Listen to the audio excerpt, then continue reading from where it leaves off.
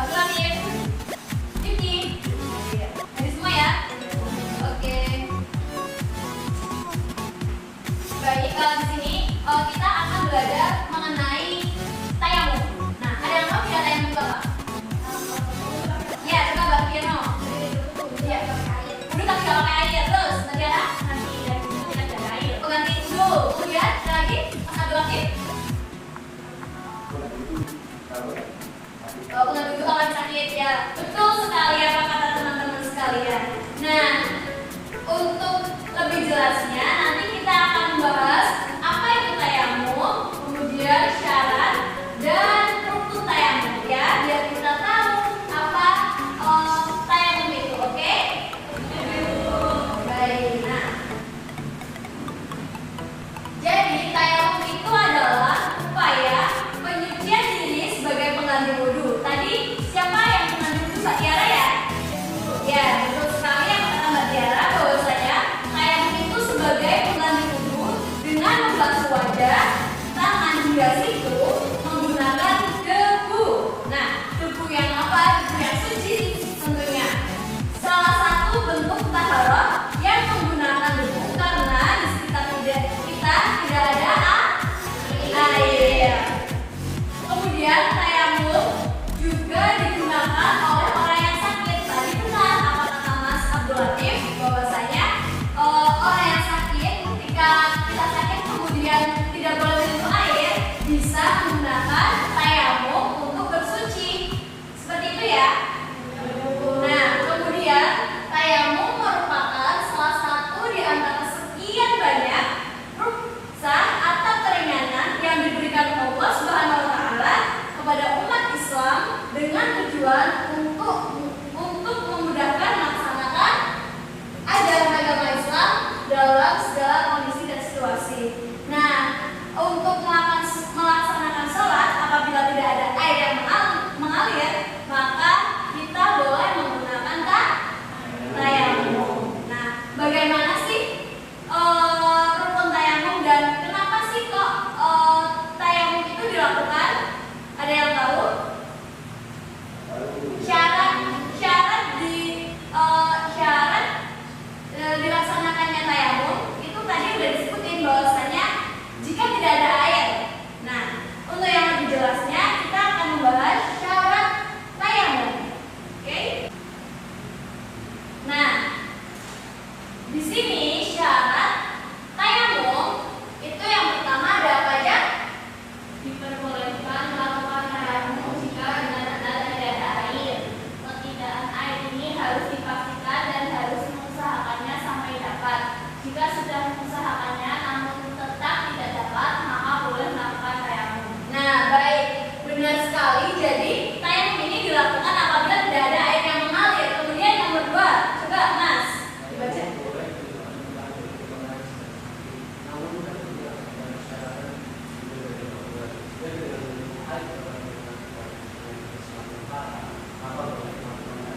Nah, jadi apabila ada orang yang sakit, kemudian sakitnya tersebut itu tidak boleh menyentuh air, itu bisa dengan tayamum. Nah, jadi Allah itu mempermudahkan umatnya untuk melaksanakan ajaran-ajaran Islam dengan sebaik-baiknya. Jadi tidak ada alasan untuk kita meninggalkan sholat, begitu? Iya, paham ya? Kemudian yang nomor 3, coba Mbak Sulis. Saat kalian berada di daerah yang memiliki suhu air sangat dingin, bahkan sampai membusuk, tentunya berdua akan sangat sulit untuk dilakukan. Dengan demikian, seseorang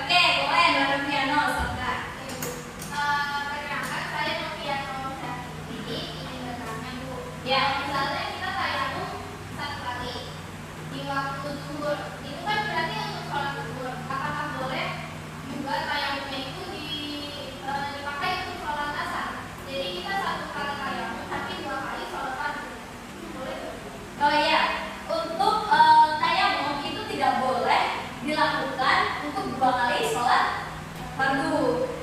Dan boleh untuk melakukan 2 sholat fardu namun dalam satu waktu, berarti di di jamaah. Nah, seperti itu boleh, tapi kalau untuk 2 sholat fardu itu tidak boleh. Seperti itu, Mbak. Oke, baik, paham? Oke, yang kedua. Oke, silakan bareng. Kita sudah kayak Iya. kita melaksanakan sholat itu tiba-tiba terjadi pengaruh. Apabila kita sudah bertayamum, kemudian kita melaksanakan sholat. Nah, di pertengahan sholat itu tiba-tiba hujan. Nah, apakah sholat kita itu batal? Tidak. Nah, kalau seperti itu berarti artinya sholat kita itu batal dengan sendirinya. Soalnya kan tadi ada hujan turun ya.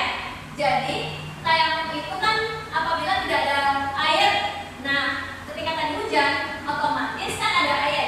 Maka wudu bersih kita itu otomatis batal dengan sendirinya. Maka kita harus melakukan wudu kembali dengan air dan melaksanakan sholat lagi seperti itu. Iya, baik. Yang terakhir boleh Mas Abdul Latif.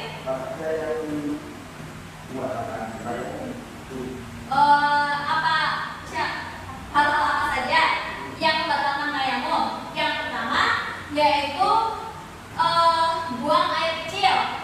Nah, kemudian kentut, kemudian buang air besar, kemudian tidur, hilang akal, dan haid. Nah, itu tidak boleh. Jadi seperti